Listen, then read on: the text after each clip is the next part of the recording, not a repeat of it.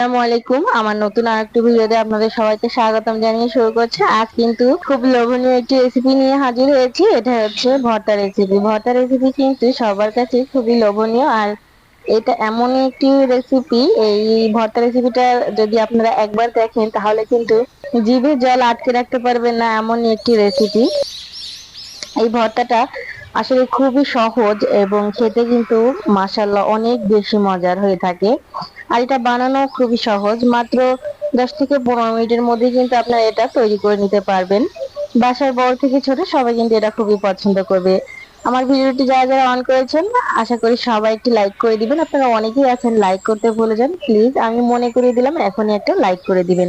তাহলে চলুন আমরা মূল প্রসেসে চলে যাই। দেখুন, আজ আমি আপনাদের তৈরি করে দেখাবো ইলিশ মাছের লেজ ভর্তা। মাওয়া স্টাইলে কিন্তু আমি এটা তৈরি করব। যারা মাওয়া ঘাটে গেছেন আর ইলিশের লেজ ভর্তা খেয়েছেন তারা কিন্তু জানেন এটা ঠিক এইভাবে লেজটা মাঝখান থেকে কেটে তারপরে লবণ হলুদ মরিচ দিয়ে মেখে আমি এটাকে 5 মিনিটের মতো রেখে দেবো। আসলে লেজটা এইভাবে কাটলে কি হয়, লেজটা যেহেতু পুরু এজন্য ভেতরটা পর্যন্ত ভাজাটা হয়ে যায়। আমি একটা ফ্রাই প্যান নিয়ে নিয়েছি, এখানে সরিষার তেল দিয়ে দিলাম। আমি কিন্তু এখানে বেশ কিছুটা সরিষার তেল দিয়েছি, একটু বেশি করে দিয়েছি। আর কেন দিয়েছি সেটা কিন্তু আপনারা পরবর্তীতে ঠিকই জানতে পারবেন। এখন মাছটাকে আমি উল্টে পাল্টে মিডিয়াম হিটে এটাকে ভেজে নিব। মাছটাকে অবশ্যই হাই হিটে কখনোই ভাজবেন না, এটা মিডিয়াম হিটে ভেজে নেবেন, আর একদম লো হিটেও ভাজার প্রয়োজন নেই, এতে করে কাটাগুলি শক্ত হয়ে যাবে। দেখুন মাছটা আমার ভাজা হয়ে গেছে। এখন আমি এই মাছটাকে তুলে একটা প্লেটে রেখে দিব। আর এই একই তেলে আমি এখানে দিয়ে দিলাম কিছু শুকনা মরিচ। আপনারা যে যেমন ভর্তায় ঝাল খেতে পছন্দ করবেন সেভাবে কিন্তু মরিচটা দিয়ে দিবেন। আর এই ভর্তার সাথে একটু মরিচটা বেশি হলে বেশি ভালো লাগে। দেখুন আমি মাছের লেজটা এবং মরিচটা একটা প্লেটে তুলে নিয়েছি। এখন এই যে মাছটা যখন একটু ঠান্ডা হয়ে যাবে তখন এইভাবে একটু আপনার মাছটা থেতো করে নিতে হবে। আপনারা কিন্তু শিলপাটার সাহায্যে এটা করে নিতে পারেন। যখন আপনি এই যে লেজটা যেহেতু একটু কাটা বিশিষ্ট, এই লেজটা যখন আপনি এভাবে একটু থেতো করে নিবেন তাহলে তখন কি হবে, এই কাটাগুলি কিন্তু আগলা হয়ে যাবে। দেখুন কাটাগুলি কিন্তু একটু আগলা হয়ে গেছে। আর এইভাবে যদি আপনি কাটাগুলি বেছে নেন সেক্ষেত্রে কিন্তু সময়টাও কম লাগবে আর দ্রুতই আপনার কাজটা হয়ে যাবে। আর এছাড়া যদি আপনাদের কাছে অন্য কোনো পদ্ধতি থাকে সেভাবে কিন্তু আপনারা করে নিতে পারেন। দেখুন আমার কিন্তু এখানে মাছটা পুরোপুরি বেছে নেওয়া হয়ে গেছে। আর এখন যেটা করতে হবে, সামান্য কিছুটা লবণ দিয়ে এই যে শুকনো মরিচগুলি এগুলোকে ভালো করে মেখে নিতে হবে।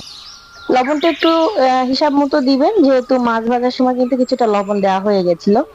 দেখুন এখন আমার এখানে মরিচটা যখন ভাঙা হয়ে গেছে তখন আমি এখানে দিব 1 মুঠো পেঁয়াজ।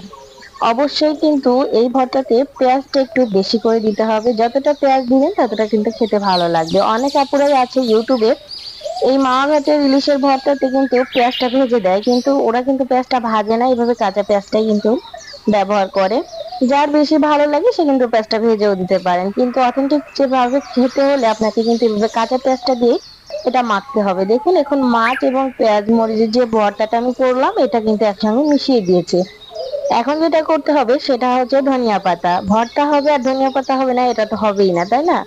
আমি এখানে বেশ অনেকটা কিছু পরিমাণে ধনিয়া পাতা কেটে রেখেছিলাম, সেই সবটুকুই কিন্তু এখানে দিয়ে দিলাম।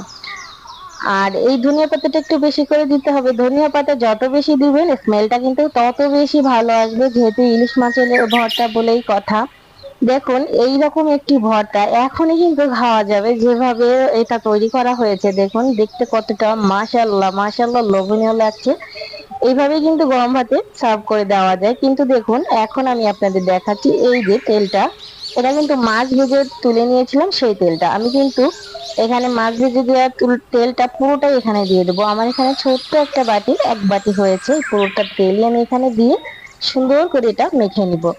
আপনারা যদি এখানে মাছ ভাজা তেলটা দেন তাহলে এই যে মানে ভর্তা, এই ভর্তার লেভেলটা এতটা মজাদার হবে যে বলে বোঝাতে পারবো না। যারা মাওয়া ঘাটে গেছে তারা তো মানে এই টেস্টটা পেয়েছে, যারা যায়নি তারা কিন্তু অবশ্যই এটা একদিন বাসায় তৈরি করে খাবেন। আর এইভাবে কিন্তু মাছ ভেজে নেওয়া যে তেলটা এটা দিয়েই কিন্তু এটা মাখতে চেষ্টা করবেন। দেখুন আমার ভর্তাটা এখনই দিয়ে কিন্তু দেখে জিভে জল চলে আসছে।